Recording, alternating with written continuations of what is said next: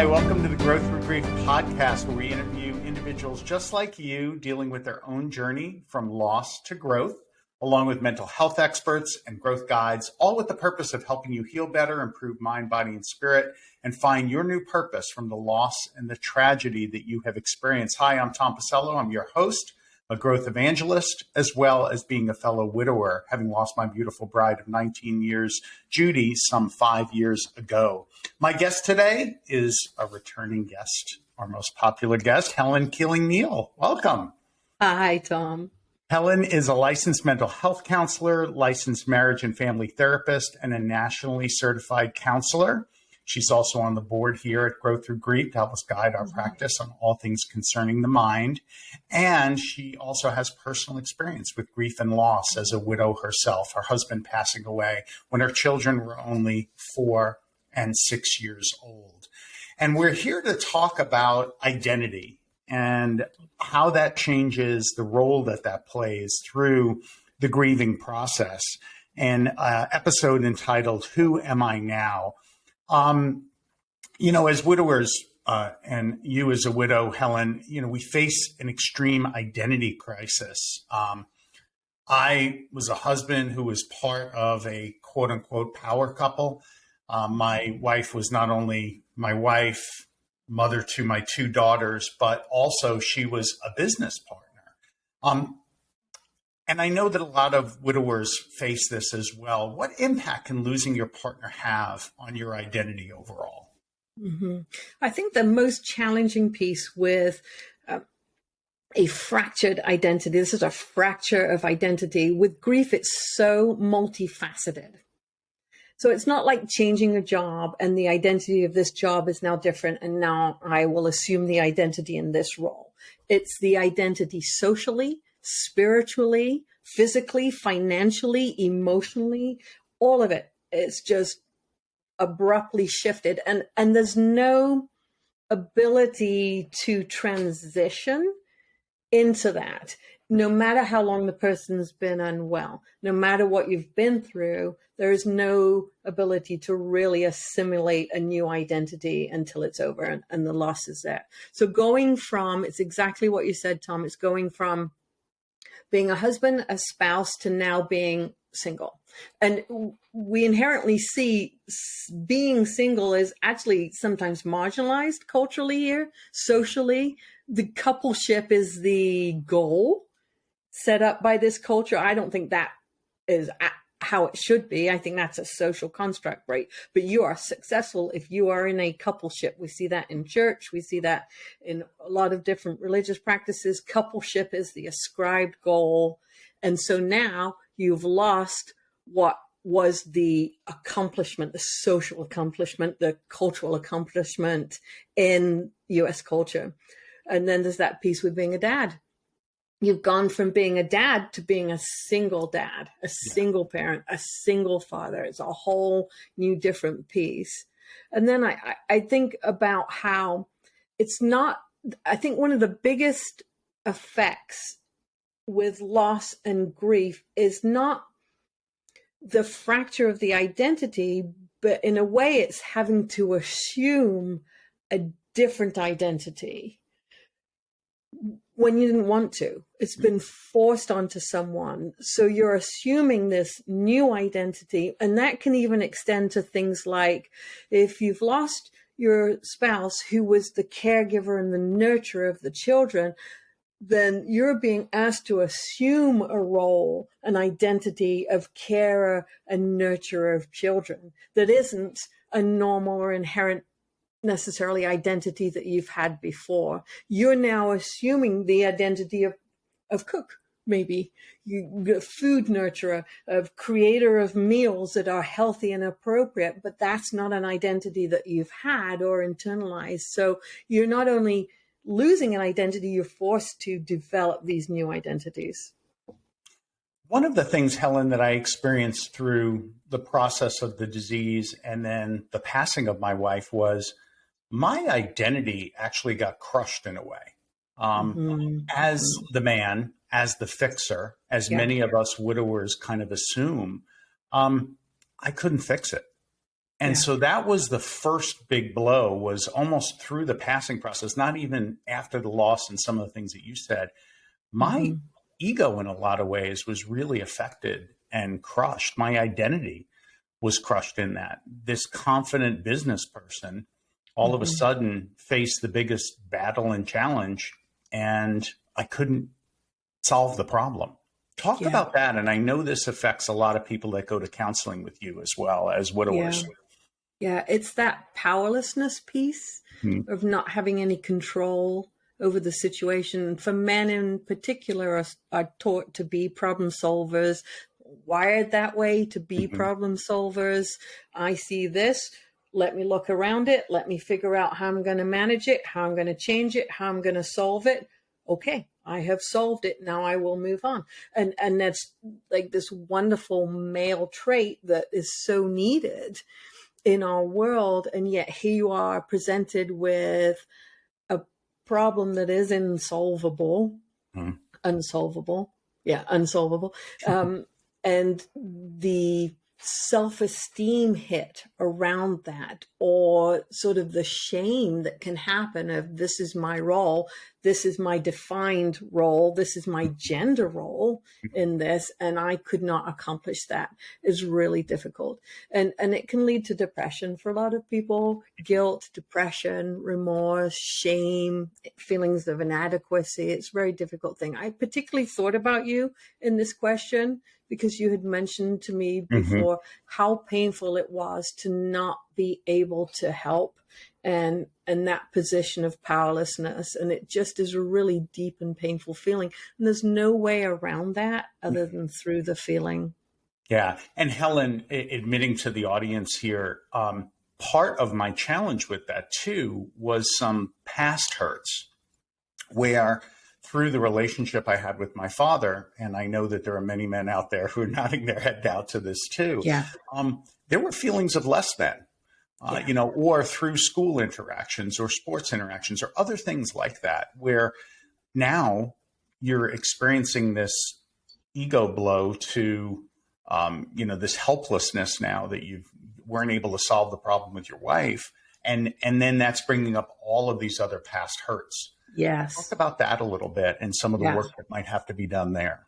Yeah. So those pieces of inadequacy, not being able to meet the criteria that was maybe set up, not being deemed good enough within the family unit growing up. So what we experience as children and how we grow up, our development, our emotional development, we see that play out later in grief. And so that would be that layered piece that came up for you. And I know you went and did some counseling and really got some help around that, which is fantastic. And that really is the key. First off, to recognize that this may not be only about this loss that's happened here. It may be about all of this other stuff that you've gone through in that child development, all of that low self-esteem that may have been wired, that never being able to meet dad's good enough piece, or mom's good enough piece, or siblings good enough piece, grandparents, whatever that might be. It does tend to come up and play out after some kind of loss like this. So that's a really wise thing, Tom, to bring that into the conversation, because so often it's this mono focus on just the loss, and it's not that. The loss is a trigger for all this stuff that's underneath. Completely agree. And without the professional counseling to highlight that, I could work at the grief and the direct feelings of inadequacy through that loss and reconcile that. But then I was still, all these other feelings that I wasn't even in touch with would bubble up from the trigger. And until I started working on those, Helen, it really wasn't a problem that I could alone solve. So very, very good to suggest the professional help, because I know until I had some tools, first of all, the awareness that it wasn't just this loss of my life, that there were these other hurts that were adding up in a compound way. And then tools on how to address that and deal with that were really important to gather as well. As you were talking through the new roles that we're assuming, we still have many of the old roles through this and the old identity, and now these are all added on top. And I know for you, it was the same way. Obviously different roles. for me, all of a sudden I found that, okay, I still had to travel for business, Yep. but now I've got to prepare the food for my daughters if I was going out of town for a few days. I had to go to school events and fundraisers. Yep. There are still the dinners that I was invited to. In a lot of those areas, particularly with the school events, the fundraisers, the couple dinners, I really felt out of place without my partner there, without my Judy there. How do you deal with social situations like that you attended prior with your partner? Yeah. This is the one area where I feel like it just sucks. It just sucks after you lose your spouse, because there's nothing that makes you feel more resoundingly lonely than going to something that you used to go to with your partner and having to do it by yourself, and having to attend the PTA stuff or the whatever school function stuff, which is inherently a partnership kind of event. So it's really difficult. I think one of the things to really lean into is remembering that you don't have to set yourself up. So you don't have to go to every event. You can have discretion about what you're going to choose, because it can just make you feel so much worse. So if you think it's something that really is intolerable and is going to make you feel even worse, and it's not going to affect your kids and it's not going to affect the outcome of anything, give yourself some grace to exit and not do it. You don't have to show up for everything the way that your partner might have showed up for everything. It's okay to let some things slide. And then when you're getting together with maybe couples, maybe you're the only solo person now, and there's 4 other couples, right? And your regular couple thing. I think it's important to talk about your spouse. It's important to say things like, you know what, Judy would have really loved this dish. Mm-hmm. Yeah, Judy really loved that piece of artwork. It's important to say, this is really difficult for me to be here without her. And I'm just going to say that out loud, because I love you guys and I want to keep coming, but it's hard. It's hard right now to be without her, but I'm glad you keep inviting me and I want to keep coming. And I want to be able to talk about her. Yeah. When it came to the school events, particularly my youngest daughter, I wasn't that involved because I felt so awkward. And it really was Judy's place to do that in our relationship, which for a lot of men it is. We're out slaying the dragons in the business world. She was home not only doing the school events, but creating a lot of the content for it, a lot of the artwork and things like that. I mean, just amazing when it came to the school and fundraisers and doing extra work for those. You can feel guilty. So you feel uncomfortable when you go, but then you can feel very guilty, particularly like, for example, the youngest daughter, I felt like she missed out by me maybe not being as involved and not participating and not going to anything. Talk about that a little bit and ways to maybe combat the guilt identity that some of us take on. Yes. Yeah. We can't make up for the loss of a parent. No matter how hard or how much you would push through being uncomfortable, you cannot replace that parent. It's just not possible. It's not who we are. They were them. We are us. Your skill set is your skill set. Their skill set was their skill set. So I think it's about, again, leaning into knowing that you did the absolute best you could at that time. And that's all you could do. And not doing inside one's own head that piece we talked about, Dad, and the expectations that could never be met, that were unrealistic. We internalize that and play that narrative out inside one's head. So feeling guilty or feeling not good enough or feeling like your daughter missed out because of you, that's all mapped onto that same self-esteem piece of never being good enough for Dad or Mom and feeling inadequate in that way. See, Helen, even though I've gone to counseling, I still have plenty of work to do. Yeah, don't we all? Yes, absolutely. So identity, we used to be a couple. We used to be a husband. We used to be a partner parent. now sole parent, now Mhm. alone, and Yeah. that feeling of loneliness can really take over. I see that a lot of widowers can get really stuck of thinking that they have to be alone. They almost Mhm. take it on as an identity that I'm a Mhm. widower and I now Mhm. need to be alone and I need to almost suffer Mhm. because of the loss of my wife. She can't be here, so I need to suffer alone. Talk Mhm. about that a Yes. little bit and that identity that we can take over of being the widower or being almost, I don't like to use the term victim, but there's that kind of connotation in it a little bit. Yeah. I think there's potentially a few things going on with Mm-hmm. that. Right? When we look at the stages of grief, we've got denial, bargaining, anger, depression, acceptance, Mm-hmm. and they're never linear. Mm-hmm. And the loneliness fits in the depression piece. But I think also a little bit of what you're touching on is survivor's guilt Mm-hmm. Mm-hmm. and how difficult it is to feel deserving of being here sometimes for some people. Mm-hmm. Like they wish it was them who'd passed. They Yeah. wish they could take that death on themselves because they feel so guilty about being here and so unable to sort of move on in life, not move away from the person, but move on when I continue in life.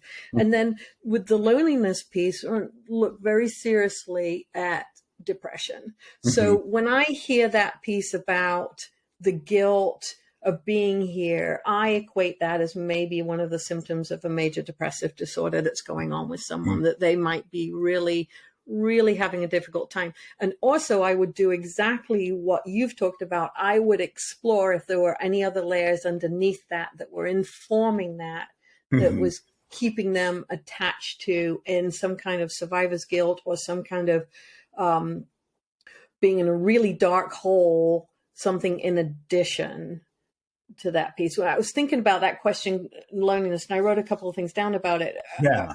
I was thinking about loneliness and that isolation, self-isolation can be one thing, cutting oneself off from peers, and that could be out of that guilt, out of that just it's too difficult to interact because people ask or people bring things up, or maybe the surviving partner was the introvert and the deceased partner was the extrovert and was the social calendar person. So Mm-hmm. for the introvert, they had the social calendar. There's this thing where we talk about there are rocks and balloons, and every rock needs a balloon, and every balloon needs a rock, and Mm-hmm. that's in the coupleship. And so maybe if you're a rock and you lost your balloon that gets you up off the couch and out into social situations, you don't have the ability to do that for yourself, especially if you're weighed down in grief.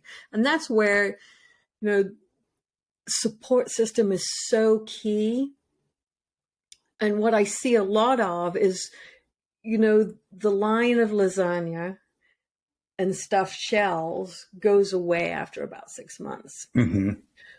But that's when church friends, social groups, relatives really need to lean back in to see how someone's doing. Mm-hmm. How is it going at the end of a year? Because honestly, it can get worse at the end of the year. The year two can be worse because the numbness goes away and the feelings really come up. So especially for introverted people who are not going to tell you how they're feeling, they're not going to go out and about and get connected with community, want the support system to come in and get them out. Mm-hmm. That Yeah. can be a way to help.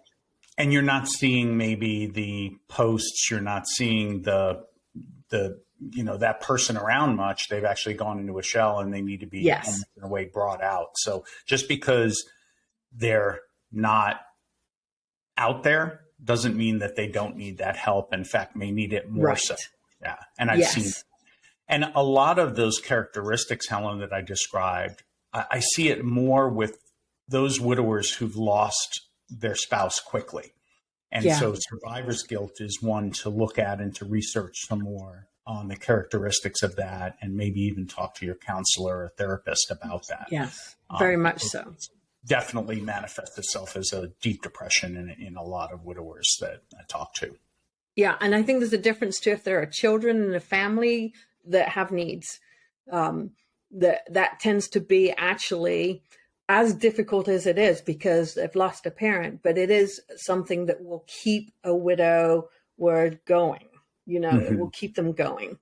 Yeah. Yeah. Now, we have some identity that's being put on us in the new roles.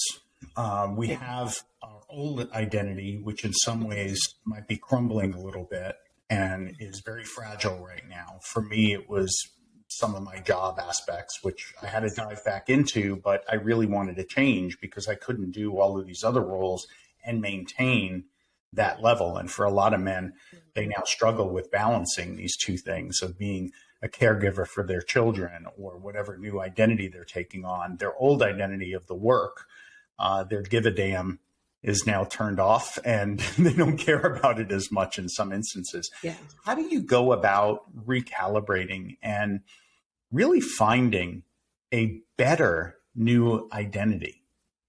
You know, there's a certain amount of survival that happens after a loss like that. You're really in survival mode with this changing identity. It's like, oh, fuck. Who am I now? How am I going to do this? This is all on me.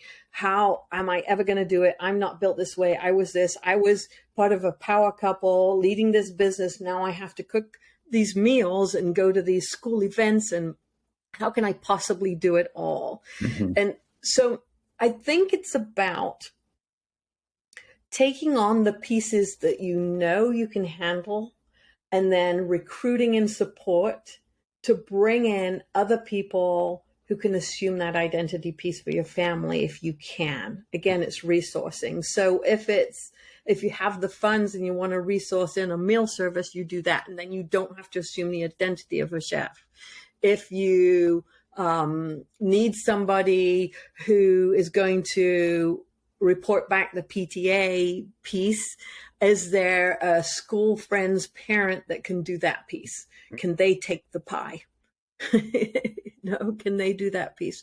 So it's not feeling like you have to assume all of this new identity, and it's settling in and giving yourself space to become who you need to be versus who you're expected to be or demanded to be or think you should be. It's defining one's own identity. And men inherently take on, well, we all do, the roles become the internalized identity. And the primary roles are hunter, gatherer, right? Hunter, slayer of beasts and provider of meat. He who makes the money, he who assumes the role of the protector, he who is in charge of the fixing. Not for everybody, but that's sort of culturally what's assigned. So we tend to take on what's assigned. And so if you're the wage earner, if you're the financial guy who, particularly with you were financially quite successful, right, Tom? And then now that has to lower in importance. There can be a grief element, a grief within a grief with having to let go of that. And then assuming over here this new piece. So you actually have to grieve the loss of identity along with grieving the loss of your spouse. And I remember this. I had to make a choice between making a really good income or being present for my kids and having a moderate to shitty income for a period of time until they were older. Because I wasn't willing to just hand them off to babysitters all the time. Yep. I had to make that trade. I made a decision to not live financially well for a period of time because I wanted to be there for my kids. Shitty decision to have to make. I wish nobody ever had to make those kind of decisions, but it's all part of it.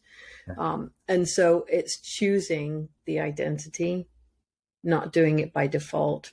Yeah. And I do think that so many men do fall into the overachievement in this area, and women as well, where the widower says, you know what, society expects me to be this way. I'm going to be that. I'm going to be this kind of a widower to the community. I'm going to be this kind of a widower to my kids. I'm not going to make them Yes. feel like I'm a sole parent now. I'm going to make them feel like they still have two, and I'm going to assume all of those roles. And then the work. Yes. Well, I'm not going to let the work fail. I've got people that depend on me there. I'm going to take that on. And before you know it, you have the weight of all of these different worlds and expectations on you, and it could be overwhelming. I know that Yes. I was completely overwhelmed. I was so exhausted, Helen, from all of the different expectations and masks that I was wearing, and the incongruity of all of that really weighed on me.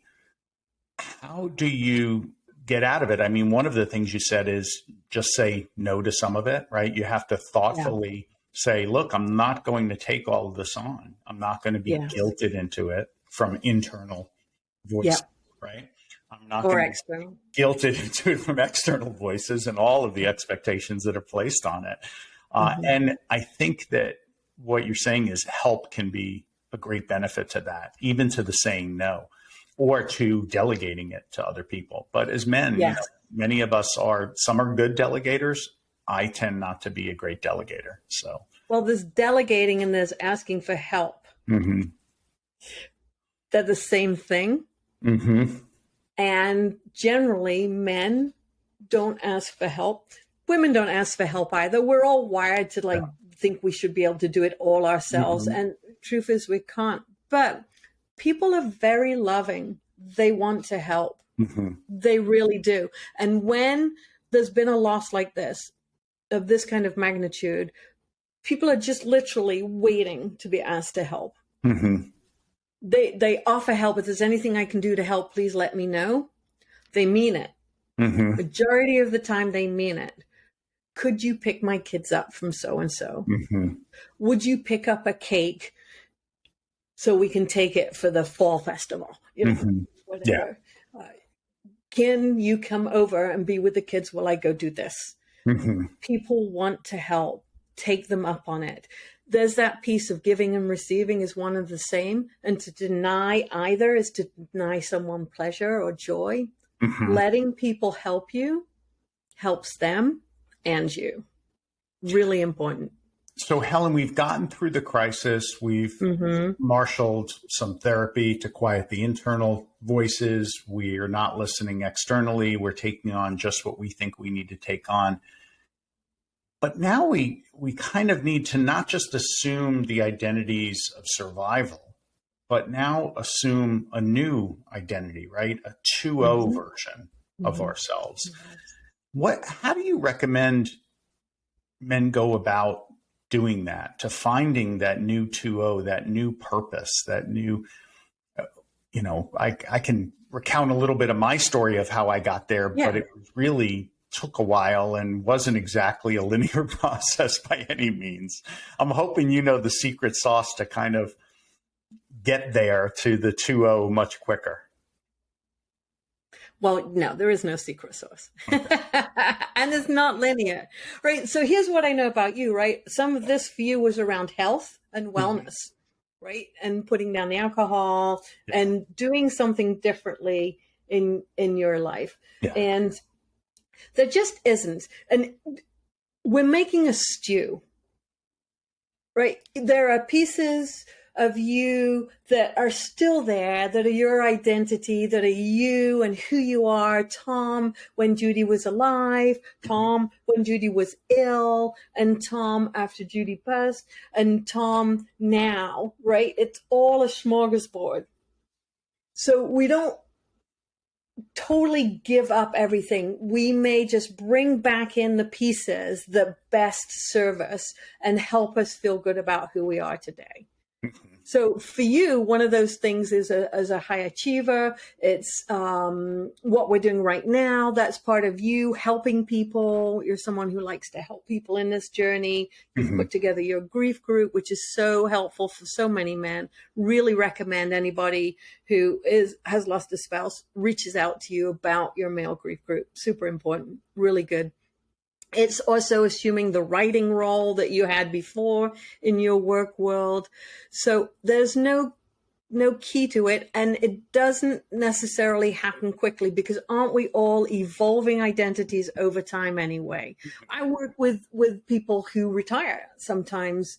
Let me tell you, that's not a fractured identity, that's a transition identity, and that will mess people up. It's really, really difficult for people who have been at the top of their game, working, feeling valued in that way, to then go from what is my role and who am I now? It's sort of the opposite of, it's like the roles multiply after loss, whereas in retirement, the role goes away. So there is no magic solution. It's just about putting one foot in front of the other and trying to be mindful and aware of what's going on. Yeah. When to say no, when to say yes. Yeah. For me, there's 3 strands that need to be worked on. It's body, mind, and spirit, and they're intertwined. And if you get them working together, there's nothing that can break those 3 strands wound together. For me, it was body first. I needed to heal that. It was depleted. It was worn out. It was adrenal fatigue. It was overweight by 60, 70 pounds. It was alcoholic, if not borderline alcoholic at that time.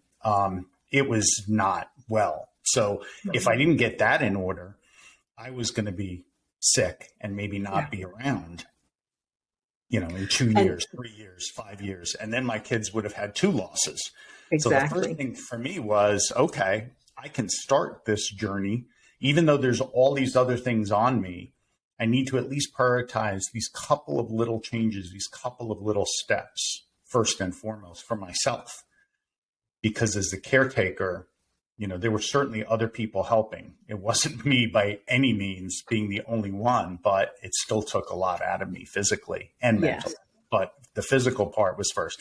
And then I weaved in the mental of, okay, now that I'm physically taking a few steps, how do I get mentally attuned to a mindset that would help me to achieve? And that's where the consuming of the growth mindset books and the podcast and everything around growth and listening to people who had gone through similar challenges in all kinds of different areas, physical trauma, mental trauma, childhood trauma, and how they overcame that to achieve amazing things in whatever their field of expertise was, and the mindset that it took them to get there. That there's a couple of SEALs, Chris Goggins being one of them, and looking at their journey of how they grew up and how they became so physically adept and mentally adept at what it is they do. So I took on almost a SEAL growth mindset.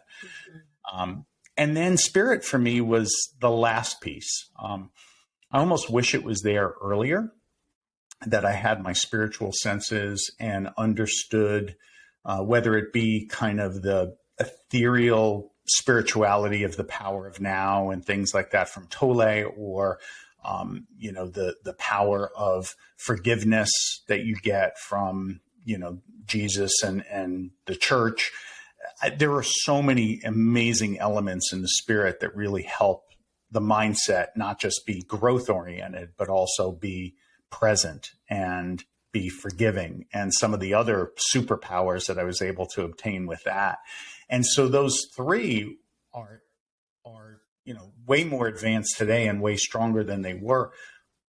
But it took one of those, just working on one and just a couple of steps. For me, literally, it was making my bed the day after Judy passed, something she did that I now had to do. And I've done it every day since, whether I'm in a hotel, whether I'm on a retreat, whether I'm home. And it is something that I know that gives me that sense of accomplishment every day, right from the beginning. Yeah, that's huge. And I love what you just said about the trifecta right there. And for you, the physical piece was the launch that gave you the foundation to go into the others. And for other people, it may be the emotional piece first, or it may be the spiritual connection they have that will launch them into the emotional and then the physical, or from the emotional to the spiritual, then the physical. But yes, that's balance. That's taking those identity pieces and creating a cohesion that has sort of a foundation of body, mind, and spirit to support you in moving forward in life, Mhm. and dealing with everything, that overwhelm that you have to deal with gets a little less overwhelming when you're in balance in that kind of way. Yeah. Now that's the positives of identity. We also have Mm-hmm. ego, and Mm-hmm. that can hold us back. Talk about the difference between Mm-hmm. the two. I mean, I'm a Yeah. Okay. layperson, and so I don't understand quite the difference and how ego might be the thing that holds us back. Yeah. Well, we got a couple of versions on what ego is. Ego comes from Freud. It's psychoanalytic. We got the id, the ego, and the superego. Okay.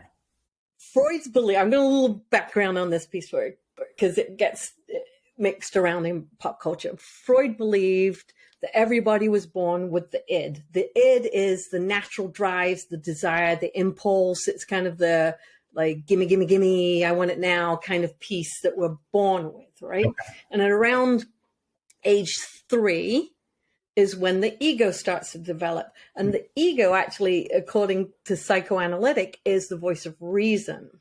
Hmm. The superego develops around age 5. That's the internalized information from parents, role models, culture, society. And it's the perfectionist. Okay. Oh, no, you can't do that. That's terrible. So on the one hand, the id is like, oh, give me that whole entire piece of cake. And then on the other hand, you've got the super ego, which is, that's terrible. You can't have that whole piece of cake. And then in the middle, the ego is supposed to mediate between the two. Hmm. So that's actually the ego states, according to Freud. But what we have in pop culture is it's changed a little bit. So the interpretation has gone into, if someone has a big ego, an overinflated ego, it means they're overconfident. They think too much of themselves. They're kind of up there high and mighty. Or if someone has a low ego, then lack of ego, they might have shame. They might be embarrassed. They feel badly about themselves. They might have low self-esteem. So a healthy ego state is the one that I've talked about coming from Freud.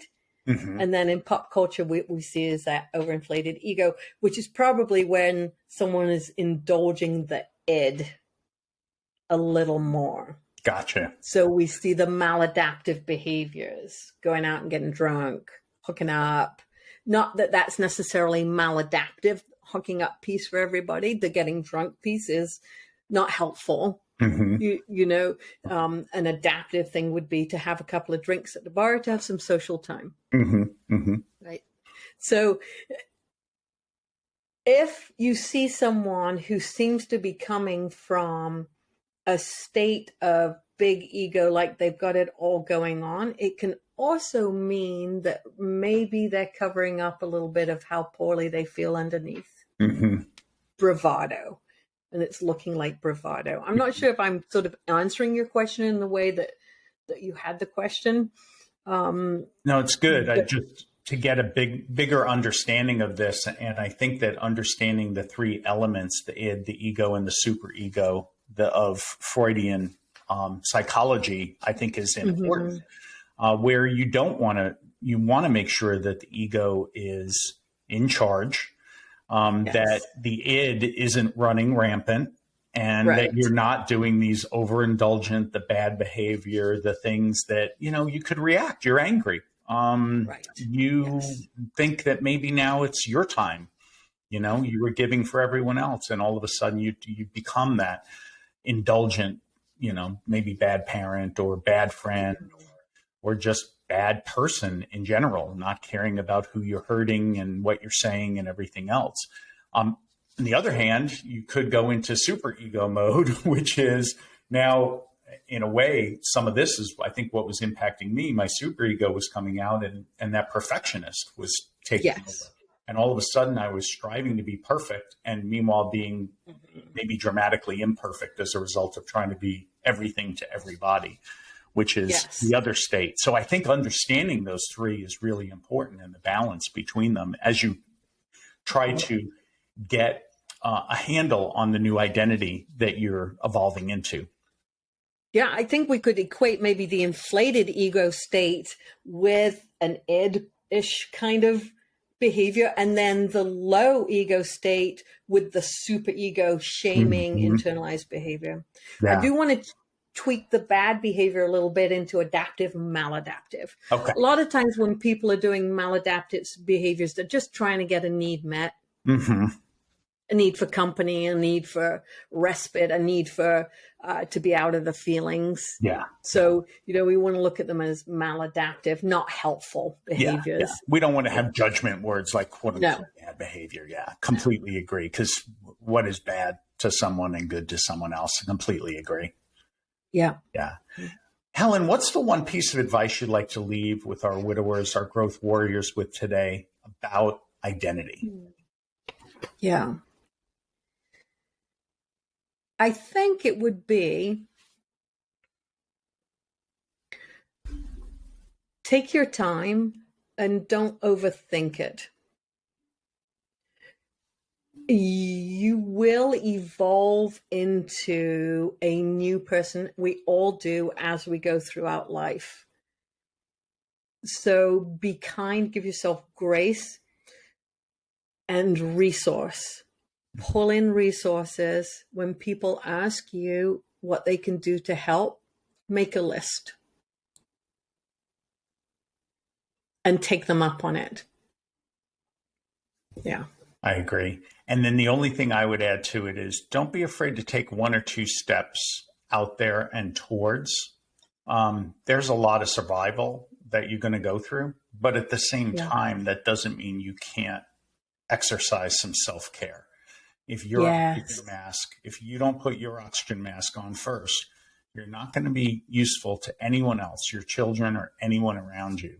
And so you do need to not just take on all these other identities and all these roles and just forget about yourself completely. There is space there to put on your oxygen mask first. Yeah, I love that. Helen, thank you so much. Another great session. Thank you all for listening to our Growth Through Grief podcast. If you like this episode, hit the like button. Be sure to subscribe to stay up to date on the latest episodes. And until next time, my Growth Warriors, keep growing.